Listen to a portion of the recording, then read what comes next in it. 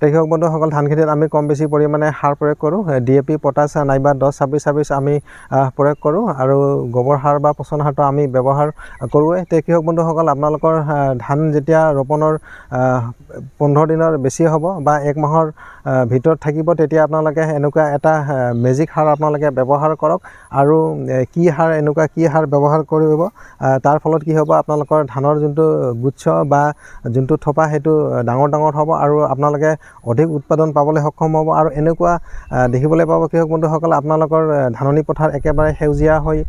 পৰি একেবাৰে চকুত লগা হৈ পৰিব গতিকে এইটো এটা ক'বলৈ গ'লে সাৰ প্ৰয়োগৰ মেজিক গতিকে এই সাৰ প্ৰয়োগৰ মেজিক কি বস্তু আৰু কি প্ৰয়োগ কৰিব গতিকে কৃষক বন্ধুসকল মই আজিৰ ভিডিঅ'ত সমগ্ৰ তথ্য আপোনালোকক দি আছোঁ আৰু কৃষক বন্ধুসকল আপোনালোকে যদি মোৰ চেনেলটো এতিয়ালৈকে ছাবস্ক্ৰাইব কৰা নাই আপোনালোকে চেনেলটো ছাবস্ক্ৰাইব কৰি ল'ব তে কৃষক বন্ধুসকল আজিৰ ভিডিঅ'টো আৰম্ভ কৰোঁ গতি কিমানখিনি ইউৰিয়া ব্যৱহাৰ কৰিব সেইটো আপোনালোকৰ কথা হয়তো আপোনালোকৰ মাটিৰ উৰ্বৰতাৰ ওপৰত এইখিনি কথা নিৰ্ভৰ কৰিব মোৰ যিডোখৰ মাটি তাতে মই এতিয়া বিঘা প্ৰতি 3 কেজি ইউৰিয়া প্ৰয়োগ কৰিম বুলি মই ভাবিছোঁ তে মই প্ৰথমতে ইউৰিয়াখিনি মই জুখি লৈছোঁ এইবিলাক চাওক এইবিলাক ইউৰিয়া সাৰ কম বেছি পৰিমাণে আমি সকলোৱে ধান খেতিত ইউৰিয়া ব্যৱহাৰ কৰোঁ এইখিনি ইউৰিয়া ইয়াতে 3 কেজি ইউৰিয়া আছে মই বিঘা প্ৰতি 3 কেজি ব্যৱহাৰ কৰিম ইয়াৰ আগতে মই 10 NPK 10-26-26 ব্যৱহাৰ কৰিছিলোঁ বিঘা প্ৰতি 5 কেজিকে তাৰপিছত কৃষক বন্ধুসকল মেইন বস্তু হৈছে এইটো হৈছে পিলাটাছ মই স্ক্ৰীনত দি দিছোঁ আপোনালোকে চাই ল'ব এইটো হৈছে এৰিষ্টা কোম্পানীৰ ইয়াৰ দামো বেছি নহয় ইয়াতে 100 ml আছে আৰু ইয়াৰ দাম মাত্ৰ 100 টকা আৰু আপোনালোকে যেতিয়া ধান খেতিত এই ইউৰিয়া ব্যৱহাৰ কৰিব তেতিয়া আপোনালোকে কি কৰিব বিঘা প্ৰতি আপোনালোকে 100 ml ইয়াতে 100 ml লিকুইড আছে গতিকে এইখিনি আপোনালোকে কি কৰিব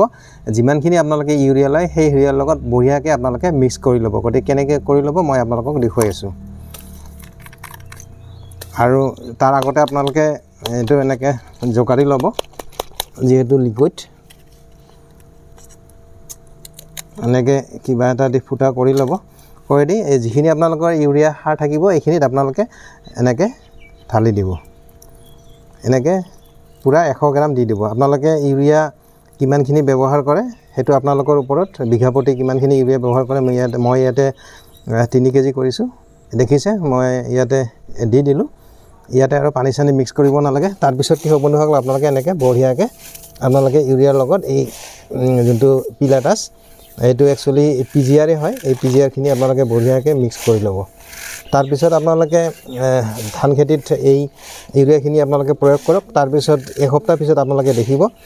ধান গছৰ যোনটো গ্ৰোথ সেইটো বহুত ধুনীয়া গ্ৰোথ হ'ব আৰু আপোনালোকৰ ধান খেতিৰ যিবিলাক গছ হ'ব একেবাৰে চিকচিকীয়া হ'ব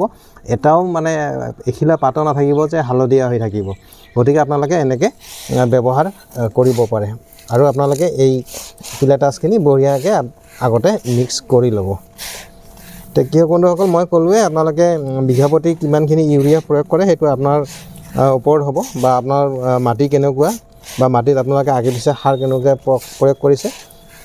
তাৰ ওপৰতে হ'ব কিন্তু আপোনালোকে বিঘা প্ৰতি 100 ml আপোনালোকে পিলাটাছ ব্যৱহাৰ কৰিব তে কৃষক বন্ধুসকল আজি ভিডিঅ'টো যদি আপোনালোকক ভাল লাগে বা কিবা কামত আহা বুলি ভাবে আপোনালোকে